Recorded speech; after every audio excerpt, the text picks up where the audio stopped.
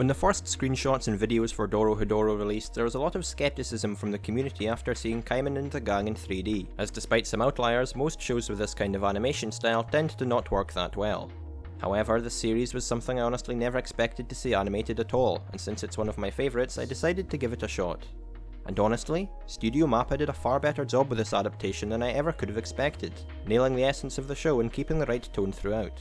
Looking at the source material, the manga has some of the best art out there, giving us this gritty, bleak look to the world with a rough, sketchy art style, accentuating the horrifying creatures and violence that's so commonplace in the series.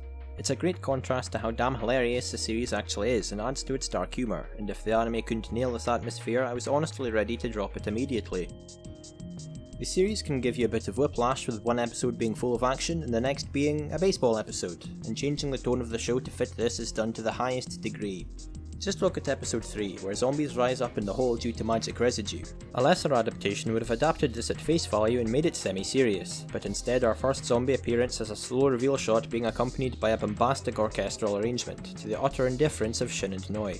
Studio Mappa know when the show is being serious and when to go over the top. Later on in the same episode, we have Kaiman in an abandoned hospital.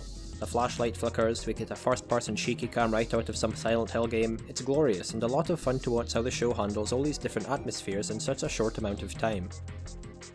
However, the way the show handles the source material isn't done in the most faithful way at times. This adaptation is going through manga content at a breakneck pace, and as a result there's a lot of small world building through lines of dialogue that aren't present, which is a real shame since it's one of the most interesting things about the series, such as the relationship between devil and magic users and how the two worlds affect one another. Without any breathing room, it can be hard to take any of this information in when we do get it. There's also a lot of really sweet slice of life moments, particularly with En's group, that we're missing out on, which is another one of my favourite elements of the manga, and helped make the cast as likeable as they are for me. However, another aspect of Dorohedoro is definitely how batshit crazy it can be, like a non-stop roller coaster ride of insanity, and the anime's pacing definitely helps keep things interesting with the amount of things going on each episode, especially as the mystery behind Kaiman's origins develop. Overall, I'd say the anime and manga present themselves in a slightly different way, but in no way is vastly superior to the other. That said, I'd definitely recommend anime viewers to read the manga at some point, as they may find themselves enjoying the series even more. Now to tackle the elephant in the room. As far as the CGI goes, it isn't without its disappointing elements, with some characters looking better than others. Kaiman's pretty damn expressive for a 6-foot-tall lizard in the manga, and a lot of his reactions don't carry over quite as well in the anime, not to mention he kinda just looks like he's wearing a mask. The same can be said with Shin as well, with a lot of his angrier moments looking kinda tame, but for the most part the show mixes 2D and 3D animation well to bring out his facial expressions alongside everyone else in the cast. I guess it's easier with people rather than with a lizard, which makes sense.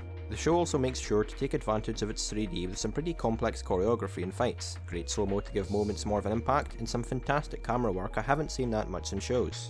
Most importantly, however, it knows when to stick with traditional art in its gore and horror moments, which have translated phenomenally to anime form, with highly detailed close-ups of dead bodies and creepy-looking designs.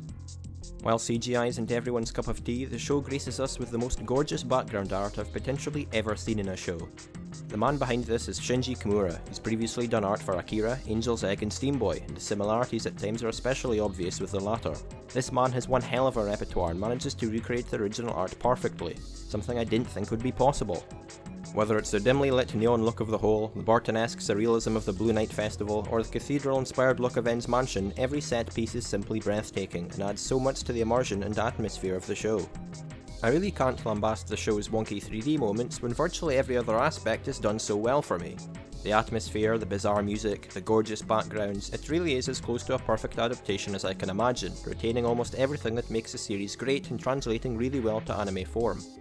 The studio behind this clearly respects the source material and are having a lot of fun with it. Hell, one of the endings is a Doom parody, and when the studio is having a good time making it, I'm gonna have a good time watching it.